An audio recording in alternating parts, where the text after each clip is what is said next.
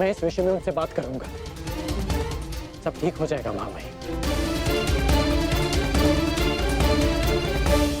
नहीं कौंतेय कर्ण, अब कुछ भी ठीक नहीं हो सकता।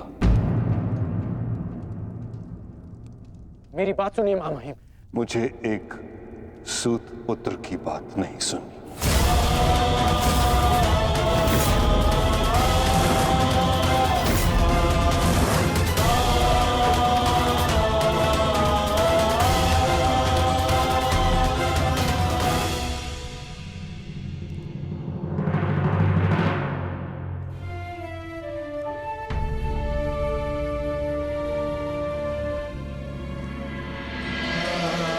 कुरुक्षेत्र में तुम्हारे विरुद्ध खड़ा प्रत्येक योद्धा तुम्हारा शत्रु है पार्थ, जिसका तुम्हें वध करना है।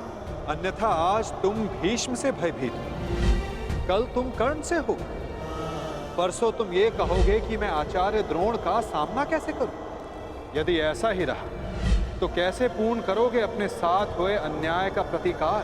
कैसे लोगे पांचाली के अपमान का प्रतिशोध? क्या बात है आर्य? बड़ी गहन सोच में डूबे हुए हैं। कोई समस्या है? समस्या क्या है मैं नहीं जानता, परंतु एक विचित्र भय की अनुभूति हो रही है मुझे।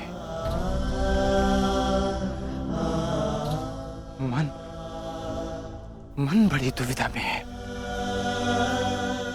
कैसा भय और कैसी अनुभूति?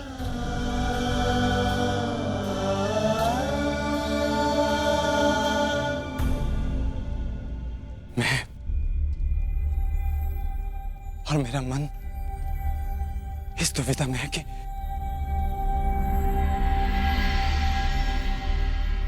क्या यह युद्ध उचित है? क्या अपनों का वध करना आवश्यक है? मन में संशय है, कहीं हम कोई अनर्थ तो नहीं करने जा रहे? अनर्थ तो उन्होंने किया था आर्य। भूल गए लक्षाग्रह, भूल गए वो द्यूत सभा, भूल गए मेरा चीरहरण करने का प्रयास, वो वनवास अज्ञातवास स्मरण नहीं आपको? ये अनर्थ नहीं, अपितु इस समय का सबसे अर्थवान कार्य है आर्य।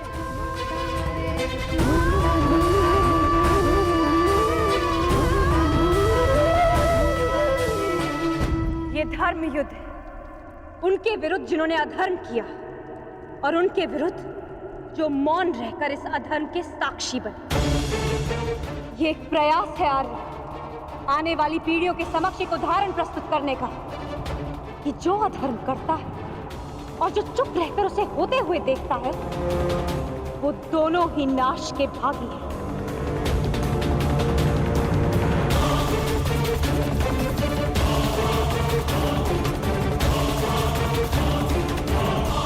आप अनावश्यक रूप से स्वयं के मन पर बोझ डाल रहे हैं आर्य। आप योद्धा हैं और ये महायुद्ध आपके जीवन का लक्ष्य, आपका कर्तव्य और आपका धर्म। धर्म?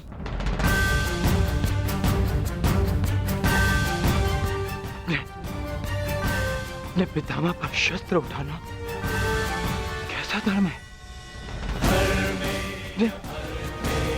गुरु का वध करना कैसा कर्तव्य? विराट युद्ध में जब यही लोग आपके विरुद्ध धनुष बाण ताने खड़े थे, तो क्या ये उनका कर्तव्य था? प्रतिज्ञा से बंधे होने का बहाना बनाकर अपनी कुलवधू की लाज लुटते हुए देखना, क्या ये उनका धर्म था? और ये मत भूलिए आर्य, आचार्य द्रोण ने अपना प्रतिशोध पूरा करने के लिए पिताश्री के विरुद्ध आप सबको युद्ध में झोंक दिया था। आप तो अधर्म का प्रतिकार ले रहे हैं।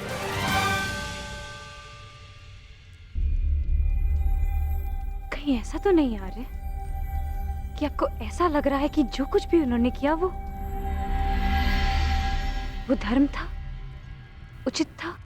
नहीं पांचाली, नहीं।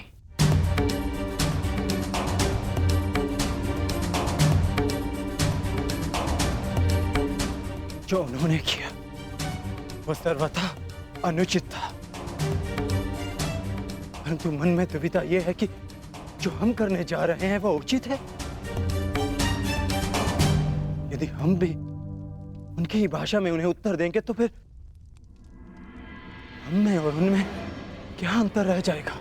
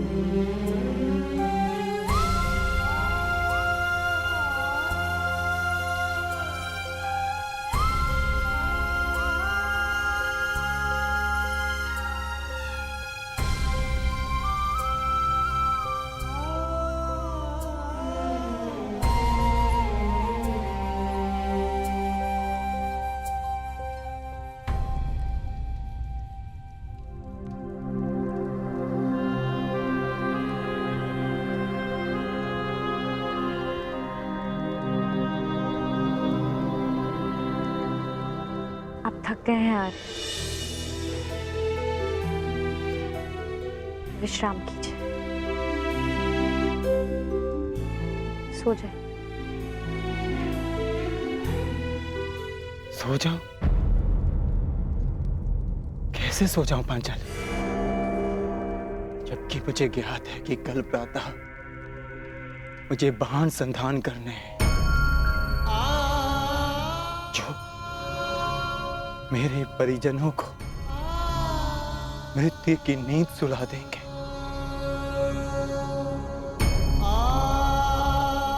तो कैसे सो जाऊं मैं? कैसे?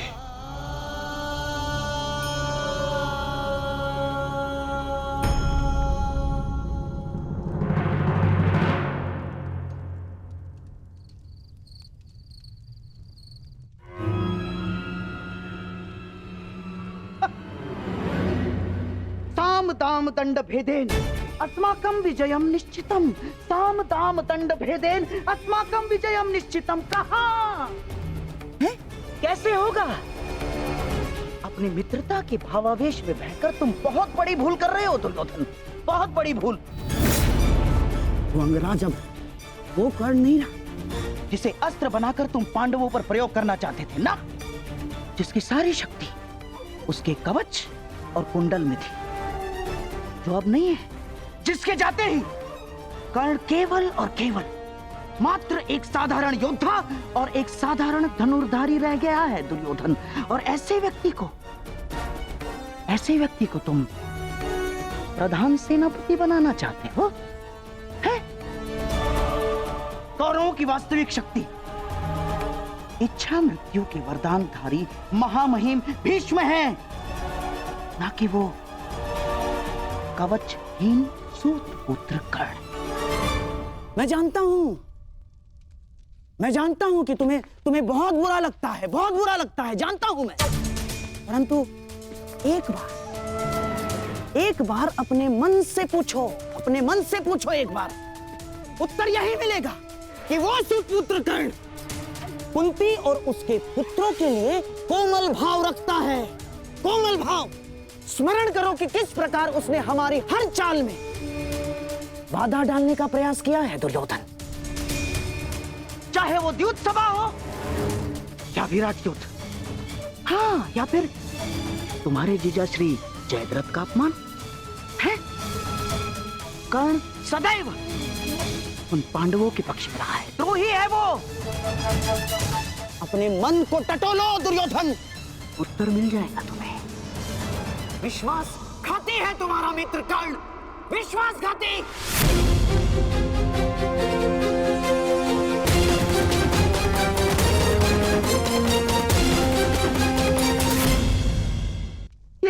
ये क्या कर रहे हो? कुछ लौटिए।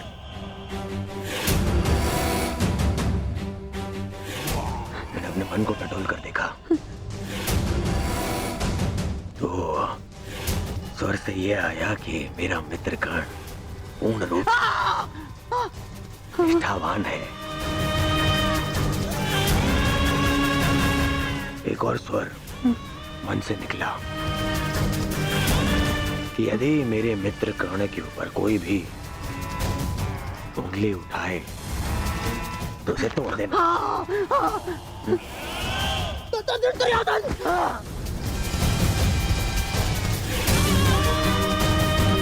केवल इसलिए कि आप मेरे मामा श्री हैं।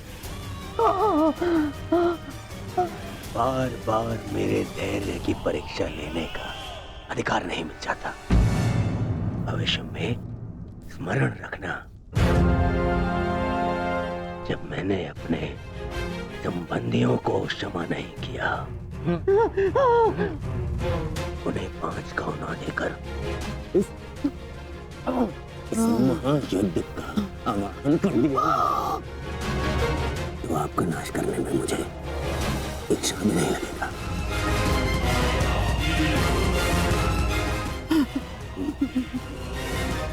इसलिए स्मरण रखना, ना तो फिर कभी मेरे धैर्य की परीक्षा लेना और ना ही मेरे मित्र कर्ण के ऊपर आरोप लगाना।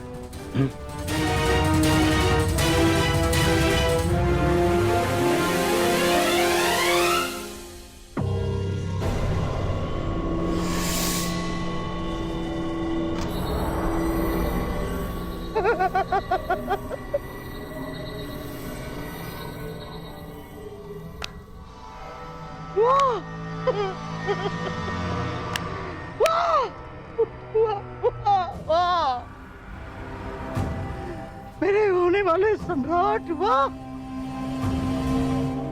आज तुमने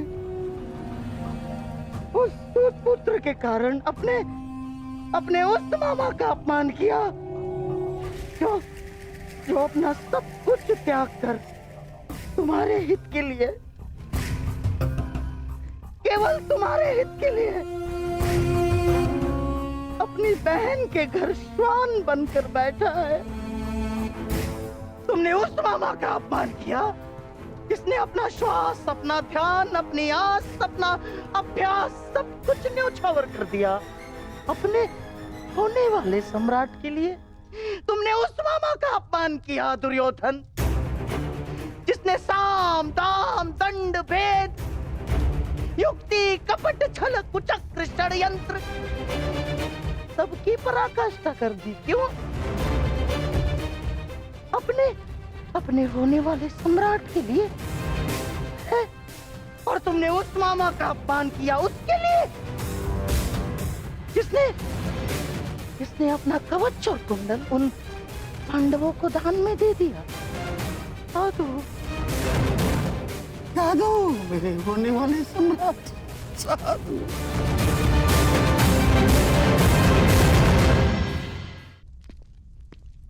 नहीं पिताश्री, मुझे महामहिम का निर्णय स्वीकार नहीं है। मुझे तो युवराज दुर्योधन का संदेह उचित प्रतीत होता है। हाँ, अवश्य महामहिम उन पांडवों की सुरक्षा चाहते हैं और वो जानते हैं कि जब तक आप युद्ध में उपस्थित रहेंगे तब तक पांडव सुरक्षित नहीं है।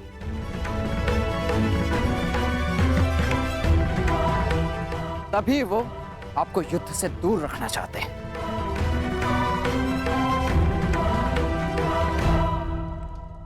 जानता हूं मैं ये बात।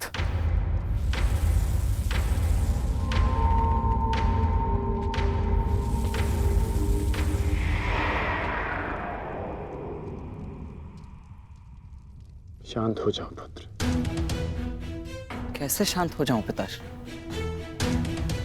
इस समय कौरवों को सबसे अधिक आवश्यकता आपकी है, ना कि महामहिम की। ये एक योद्धा नहीं, एक पुत्र बोल रहा है। युद्ध में योद्धा के बल से अधिक अनुभव का बल काम आता है। गंगा पुत्र भीष्म को ऐसे ही महामहिम नहीं कहा जाता। स्वयं गुरु परशुराम भी उन्हें परास्त नहीं कर पाए थे। आओ मेरे साथ।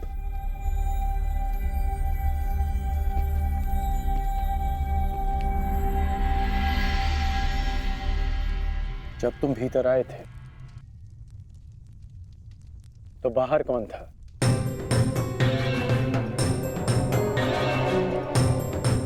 सैनिक थे, सहस्त्रों सैनिक थे। तो बताओ कि वो सारे सैनिक कहां चले गए?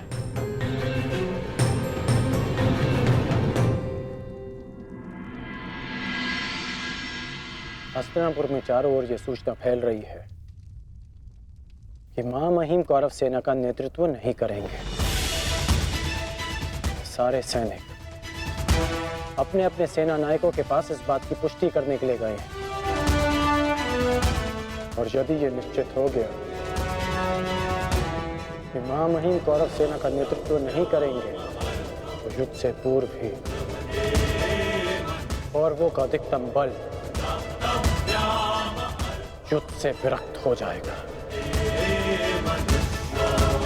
ये सारे सैनिक अपने प्राण हथेली पर लेकर इसलिए लड़ते हैं क्योंकि इन्हें विश्वास है कि उनका सेनापति उनके प्राण व्यर्थ नहीं जाने देगा, कि उनके जीवन के बदले में उन्हें विजय मिलेगी। इसलिए पुत्र, दुर्योधन को मेरे बदले महामहिम को चुनना चाहिए, क्योंकि महामहिम के पास सेना का विश्वास है।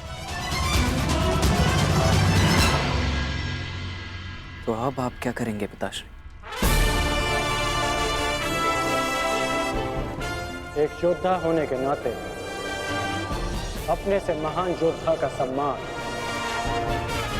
और वो कार्य जो मेरे मित्र के हित में होगा।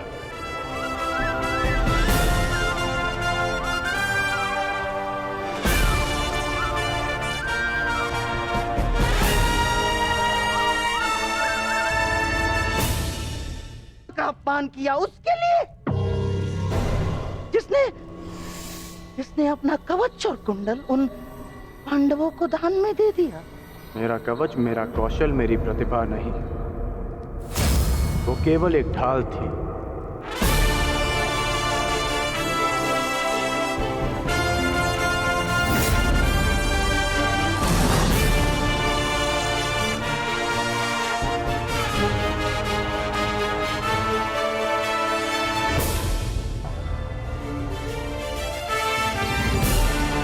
और दुर्योधन की ढाल मैं हूं, मेरी मित्रता है। और ये मित्रता मेरे लिए मेरे प्राणों से भी अधिक महत्वपूर्ण है। मैंने सदैव अपने मित्र के प्रति अपनी निष्ठा सिद्ध की है और आज भी मैं ऐसा ही करूंगा।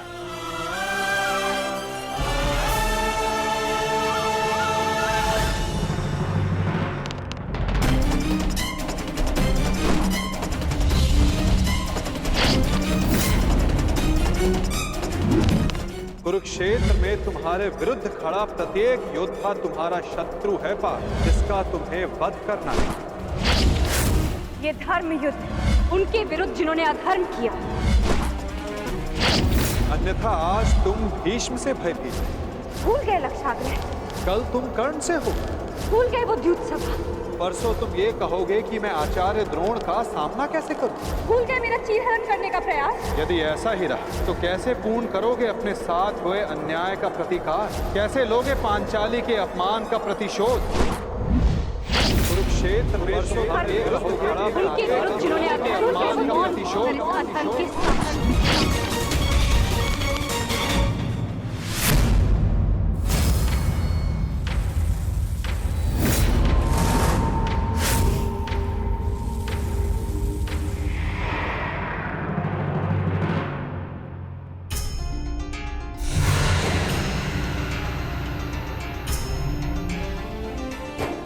पुत्र का धर्म होता है बढ़ती आयु में अपने पितामह को संभालना। मैं युद्ध क्षेत्र में मैं कैसे गिरा सकता हूं जिन्होंने मुझे धनुष उठाना सिखाया, जिनके कारण आज मैं सर्वश्रेष्ठ धनुर्धर हूं, उन गुरु द्रोण पर बाण संधान कैसे कर सकता हूं मैं? जीवन में पहली बार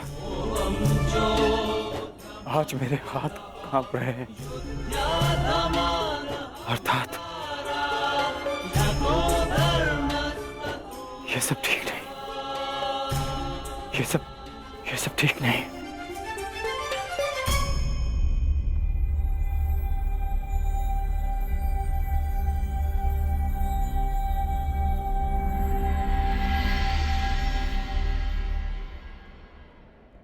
क्या हुआ पार्थ?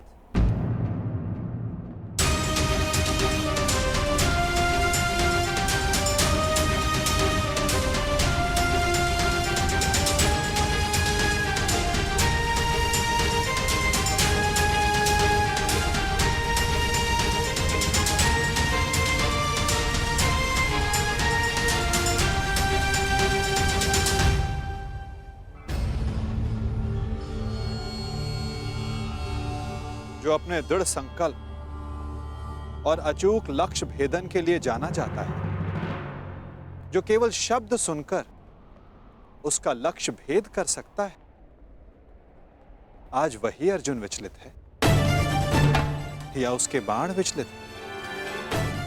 पार्थ, कुछ कहना चाहते हो? यदि तुम्हारे मन में कोई संदेह, कोई संकोच है तो उसे अपने सखा से बांट सकते हो।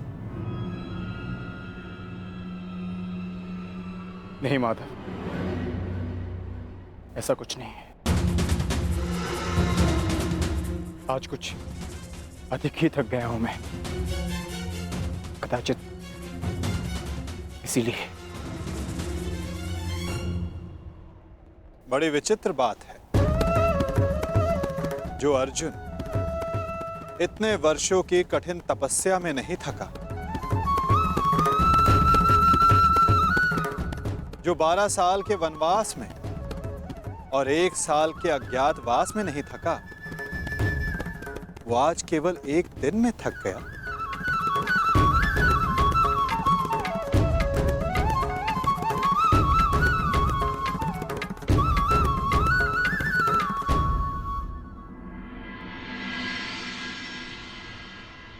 कोई बात नहीं पार्थ, असाधारण मनुष्य के जीवन में विचित्र कथाएं होती ही रहती हैं।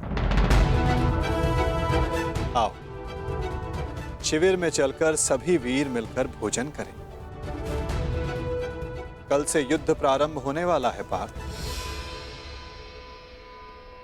किसे ज्ञात किसके साथ दोबारा भोजन करने का अवसर ही ना मिले।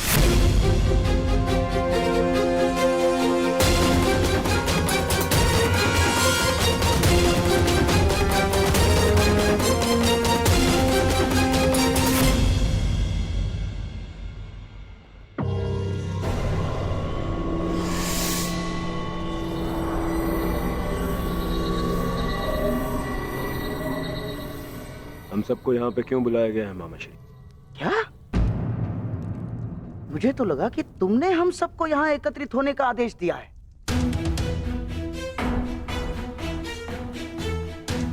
कल आरंभ हो रहे युद्ध के निर्देश देने के लिए। मैंने आप सबको यहाँ बुलाया है।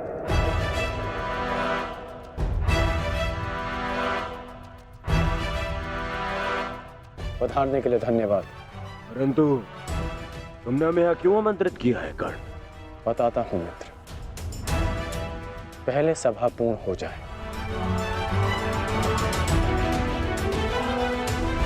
अभी एक योद्धा का आना शेष है।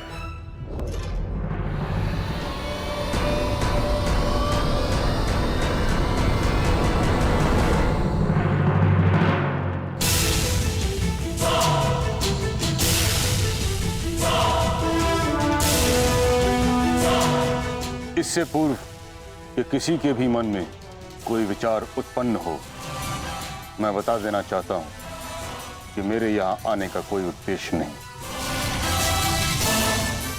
मैं यहाँ केवल अंगराज के आग्रह पर उपस्थित हुआ हूँ।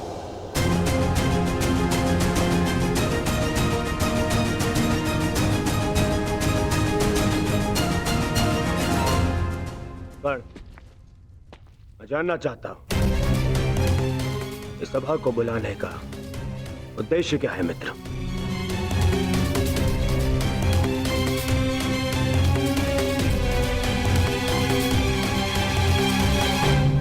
उद्देश्य है युद्ध में विजय।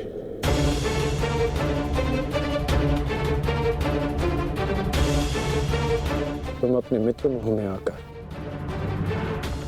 बहुत बड़ा अनर्थ करने जा रहे थे और एक सच्चा मित्र होने के नाते मैं तुम्हें ये अनर्थ नहीं करने दूंगा।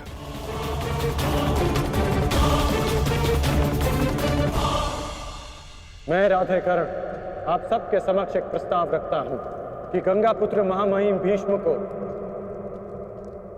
फिर से कौरव सेना का सेनापति नियुक्त किया जाए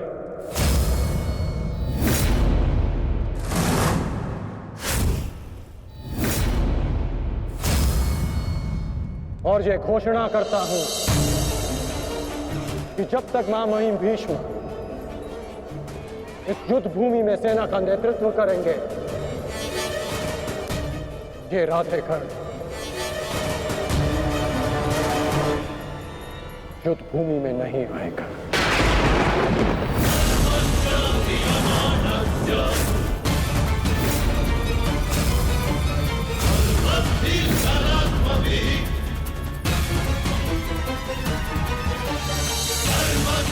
ये तुम क्या कह रहे हो मित्र?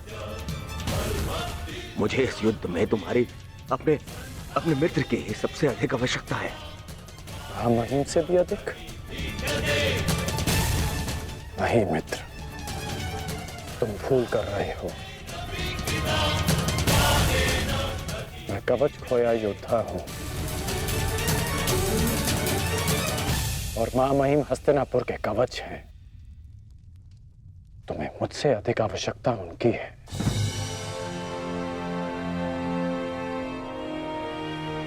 मैं स्वीकार करता हूं कि कौरव सेना का नेतृत्व करने में महामहिम से अधिक सक्षम कोई नहीं।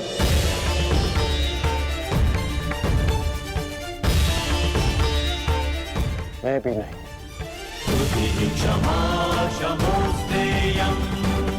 मुझ में योग्यता है, परंतु महामहिम अपने विवेक, धर्म और शौर्य के लिए जाने जाते हैं और इनके विवेक का मैं भी सम्मान करता हूं। यदि महामहिम मुझे युद्ध से दूर रखना चाहते हैं तो अवश्य इसके पीछे कोई महत्वपूर्ण कारण होगा जिसमें सबका हित होगा।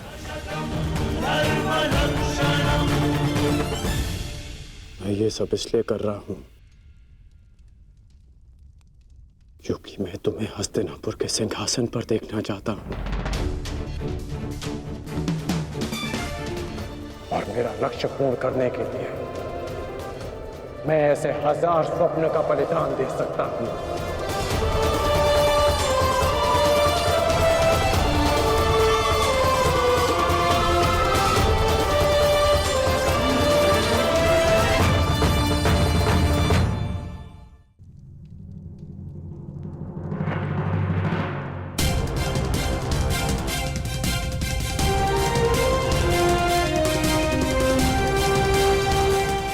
आपके बिना कौरवों की विजय संभव नहीं। अपना पद स्वीकार करें।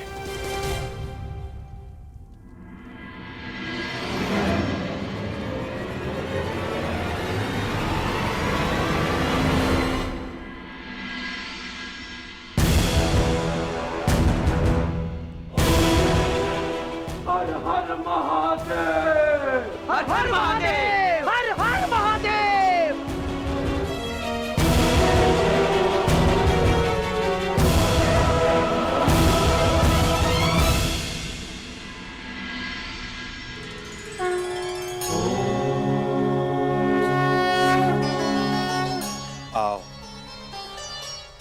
हम साथ मिलकर ये अमृत तुल्य भोजन ग्रहण करें, हमें शक्ति मिले, हमारा तेज एक होके बढ़े,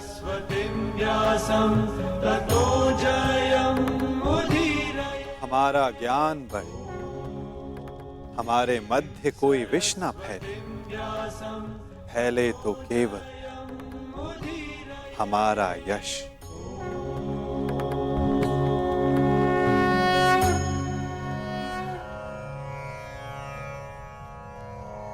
ओम सहना भवतु। ओम सहना भवतु, सहनो भुनक्तु, सह वीर्यं करवावहे, सह वीर्यं करवावहे, तेजस्विनाय धीमस्तु, तेजस्विनाय धीमस्तु, मा विद्विषावहि, मा विद्विषावहे। ओम शांति शांति शांति।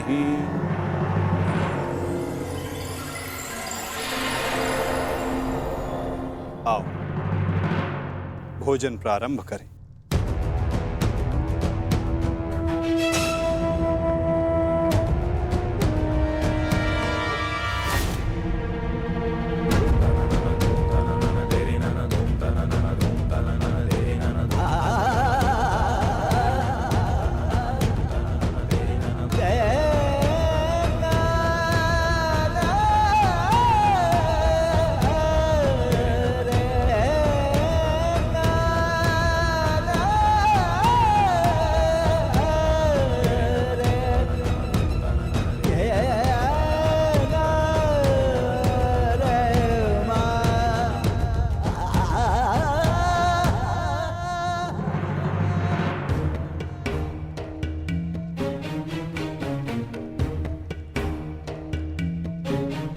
पिताश्री, रात्रि गहरी हो चुकी है, आपको विश्राम कर लेना चाहिए।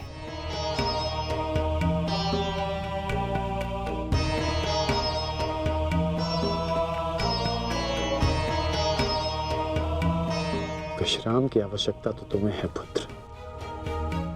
कल इस महायुद्ध में तुम्हें अपना कौशल दिखाने के लिए प्रस्तुत जो होना है। कल मेरे लिए बहुत बड़ा दिन है कि मेरा पुत्र इतिहास के सबसे बड़े महायुद्ध में पदार्पण करेगा।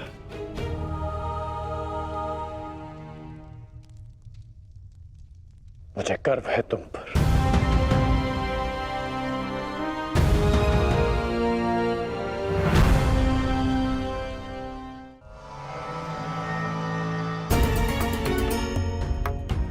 सब कुशल पार्थ? मैं तुम्हारे साथ हूं पार्थ। परंतु युद्ध में तो आप शस्त्र नहीं उठाएंगे। युद्ध में तो मैं अकेला ही रहूंगा माता। और यदि इस युद्ध में मैं तुम्हारे साथ उपस्थित रहा तो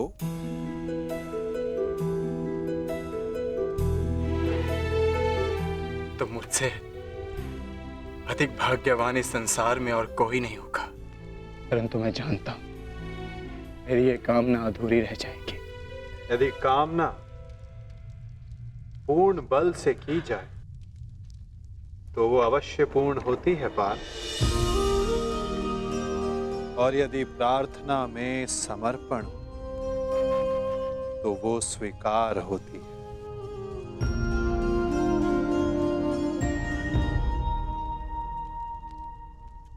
मैं आप सबके समक्ष एक घोषणा करना चाहता हूं।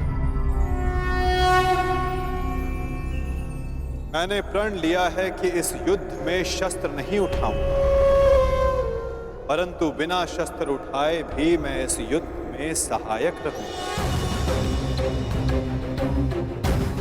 मैं वासुदेव कृष्ण ये घोषणा करता हूं कि इस महायुद्ध में मैं उस योद्धा का मार्गदर्शन करूंगा जिसे इस युद्ध की दिशा निर्धारित करनी है। ये युद्ध एक यात्रा है और इस युद्ध की यात्रा में मैं अर्जुन का सहयात्री बनूंगा। मेरे हाथ इस युद्ध में अस्त्र भले ही ना थामे, परंतु अर्जुन के रथ के अश्वों की रास से अवश्य थामेंगे। मैं इस महायुद्ध महारथी अर्जुन के सारथी की भूमिका निभाऊंगा।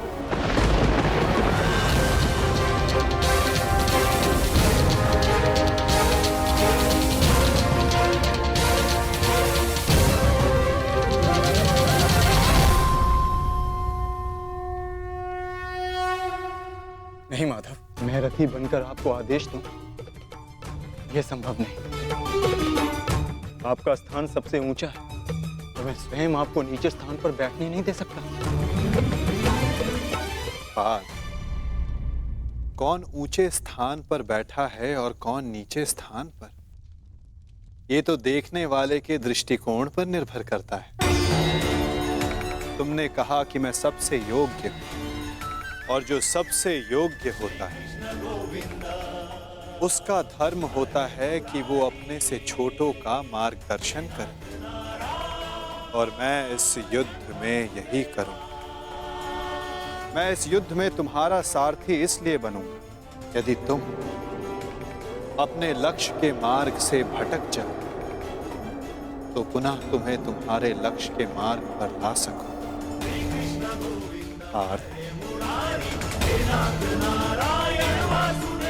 मुझ पर विश्वास है ना? निष्ठा है माधव।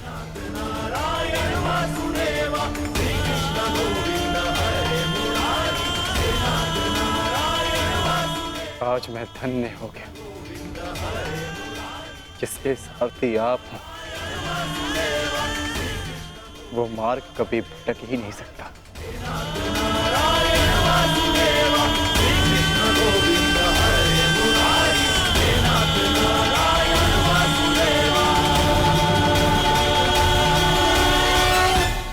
पिताश्री, मैं जाने से पूर्व आपको एक वचन देना चाहता हूं। वचन कि आपका गर्व बढ़ेगा और सर नीचा होगा उन लोगों का जिन्होंने आपको इस युद्ध में प्रवेश करने से रोका। मैं आपकी तुलना करने में भले ही समर्थ नहीं, परंतु शत्रु मेरी तुलना आपसे अवश्य करेंगे पिताश्री। वचन देता हूं पिताश्री की वृषसेन के धनुष से निकले हर एक बाण पर अंगराज कर्ण के कौशल का चिन्ह होगा। मेरे हर एक प्रहार पर आपके परिवर्तन की छाप होगी पिताश्री। आपका कवच भले ही शत्रुओं ने आपसे छीन लिया हो पिताश्री, परंतु मैं शत्रुओं के एक एक वार पर ढाल बनकर युवराज दुर्योधन और अपने पक्ष की रक्षा करूंगा। कि आपका प्रत्येक स्वप्न मैं पूर्ण करूंगा। या पूर्ण करने के प्रयास में वीर गति को प्राप्त हो जाऊंगा।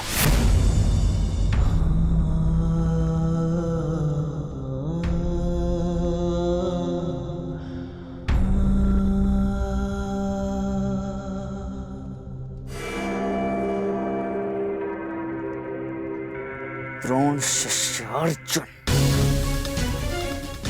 द्रोण शिष्य अर्जुन के मन में मैं ये प्रश्न उत्पन्न कर दूंगा पिताश्री की, यदि अंगराज कर्ण का अंश उन पर इतना भारी पड़ रहा है तो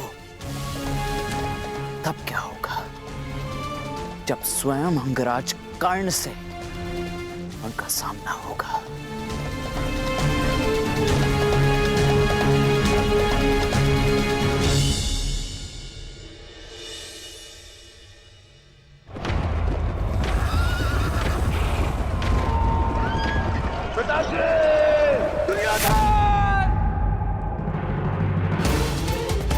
महाराज, महाराज, क्या हुआ महाराज?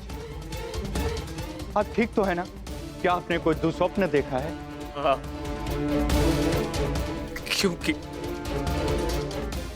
कदाचित दुस्वप्न देखना मेरा प्रारब्ध हो गया है। परंतु संजय, तुम इस समय यहां कैसे? महाराज, महर्षि वेद व्यास जी पधारे हुए हैं आपसे मिलने के लिए। वही समाचार लेकर आया था, किंतु ऐसी स्थिति में मिलना क्या उचित होगा महाराज? महर्षि,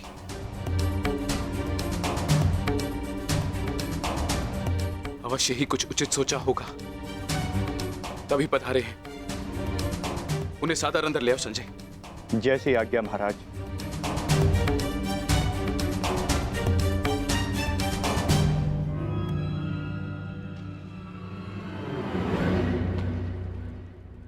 प्रणिपात महाराज। आप महर्षि हैं, मेरे नियोगी पिता भी। इस प्रकार प्रणिपात करके और मुझे महाराज कहकर मुझे लज्जित ना करिए।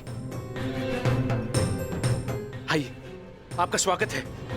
आइए आइए। मैं यहां अपने नियोगी पुत्र से मिलने नहीं, अपितु हस्तिनापुर नरेश को चेताने आया हूं।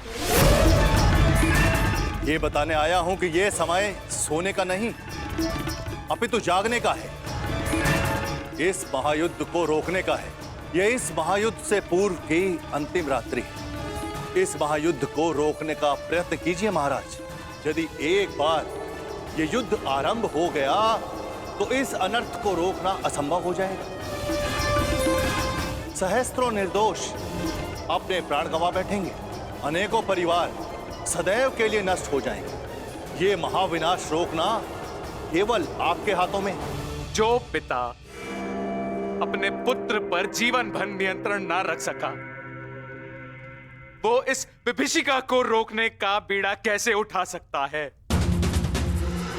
यह युद्ध निश्चित है महर्षि। इस युद्ध को रोक पाना हम मेरे बस की बात नहीं। मुझे क्षमा कर दीजिए। मैं तो कदाचित आपको क्षमा कर दूं, किंतु इतिहास आपको कभी क्षमा नहीं करेगा। हस्तिनापुर में शांति दूत बनकर आए वासुदेव के साथ दुर्व्यवहार का परिणाम है ये। पुत्रहट को दोष मत दीजिए।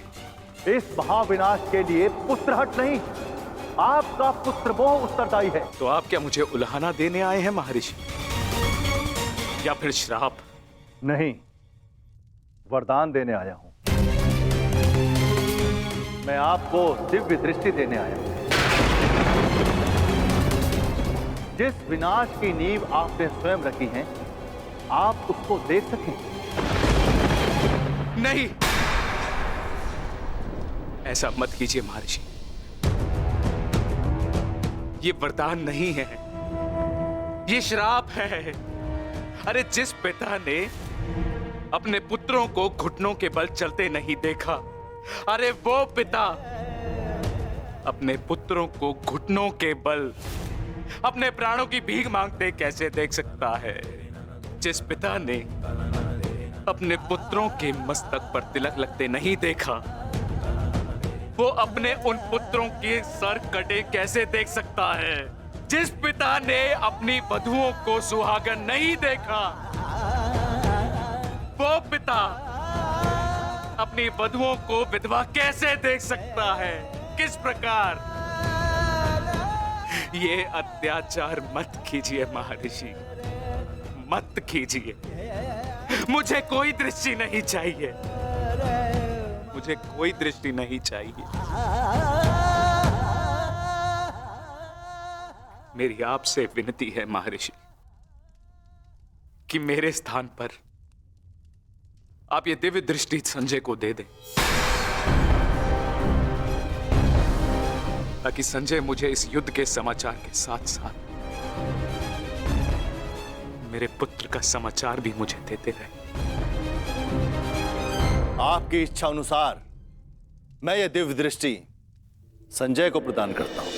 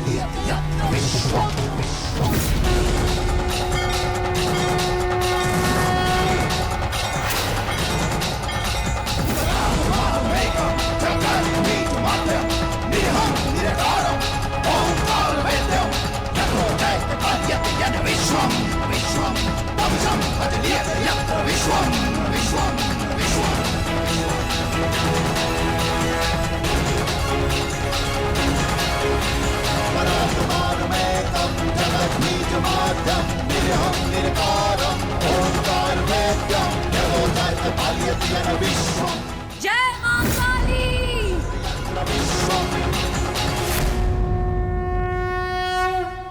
अपना सर्वश्रेष्ठ प्रदर्शन करना पुत्रों। अपने पिताओं की प्रतिज्ञा को स्मरण रखना और अपनी माता के अपमान को मत भूलना।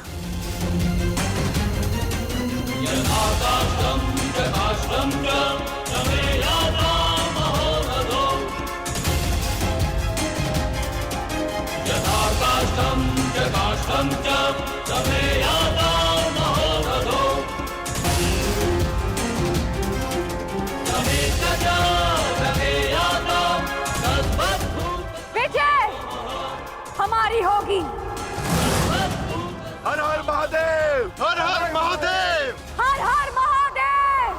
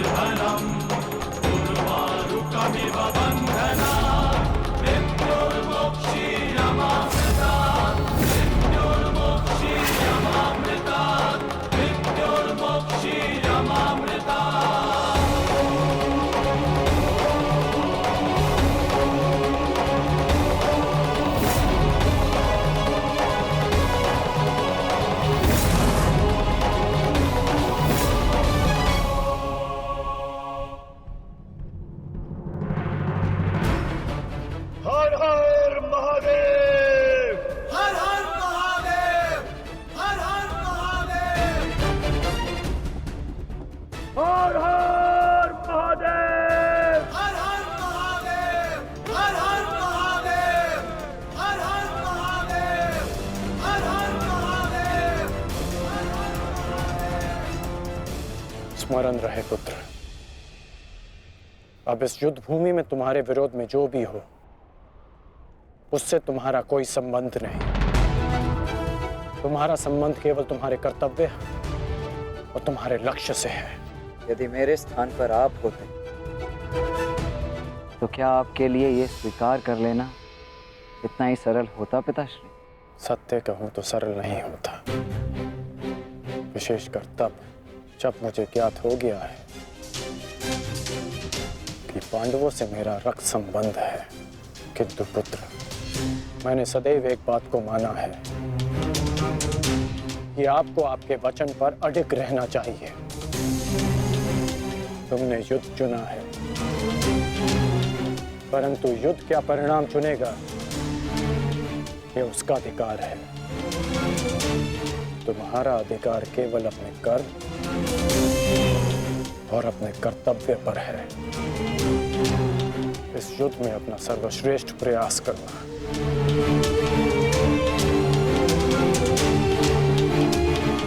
कल्याण हो तुम्हारा।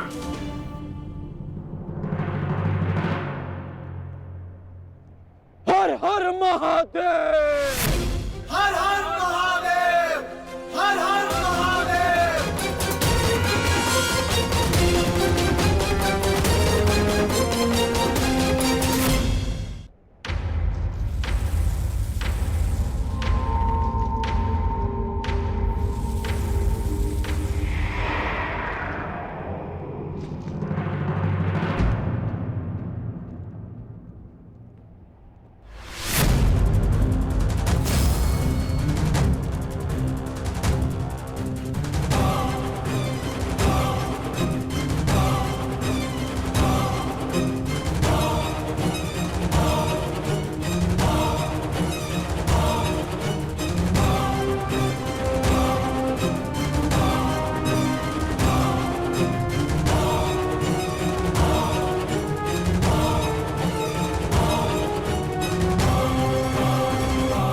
तुम्हारी प्रतीक्षा रहेगी मित्र,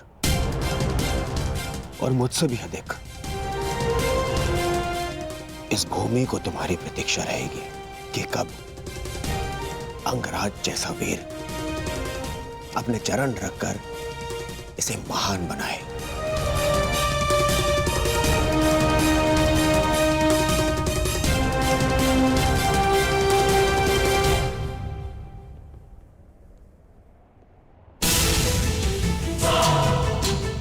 सुरक्षित रहना।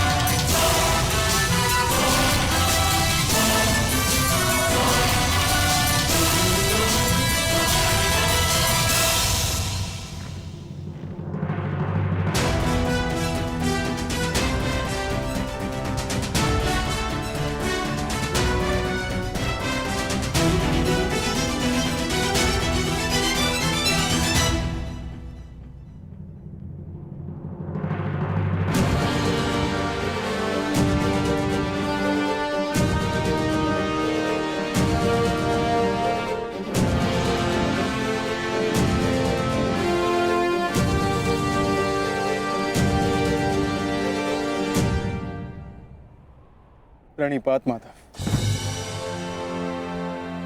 कल्याण वस्तु। आओ पार्थ, रथ पर आरूढ़ हो जाओ।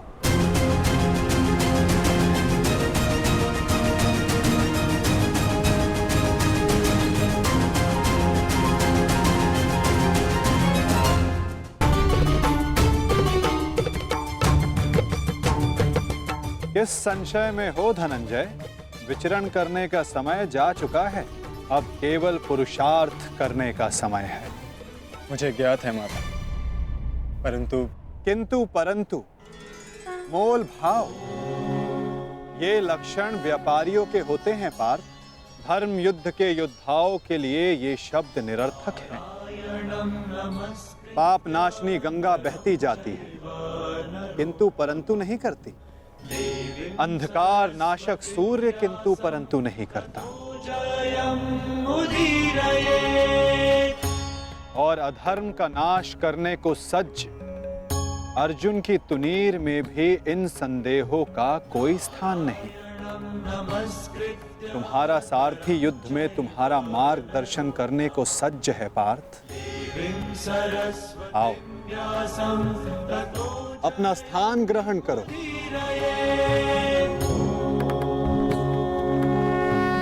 कुरुक्षेत्र की युद्ध भूमि तुम्हें पुकार रही है पार्थ। मुझ पर विश्वास रखो। आपसे अधिक विश्वास तो मुझे स्वयं पर भी नहीं है माधव। और मेरे लिए महत्वपूर्ण ये है कि तुम स्वयं पर विश्वास रखो।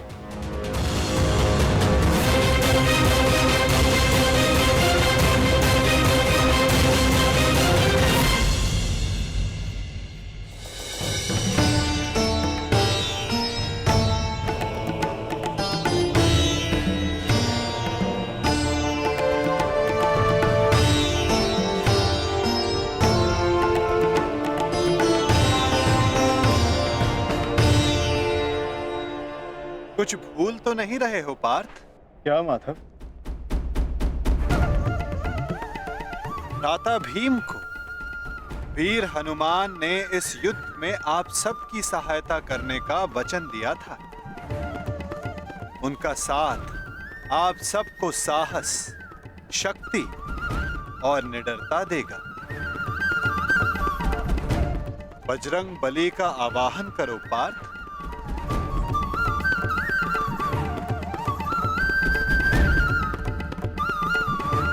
मैं कुंती पुत्र अर्जुन, पवन पुत्र, ज्येष्ठ भ्राताश्री, महाबली हनुमान का आवाहन करता हूँ।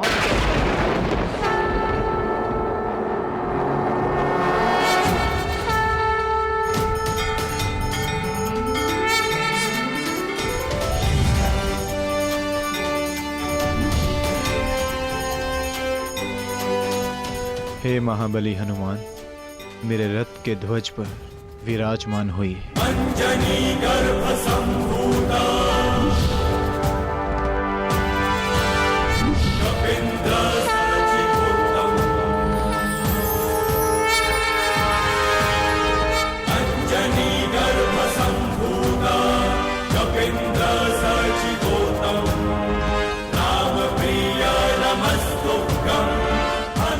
बजरंग बली पधार गए।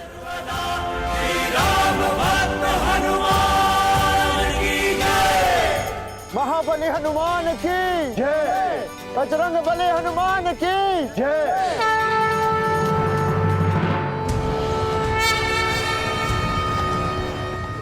युद्ध का पहला दिन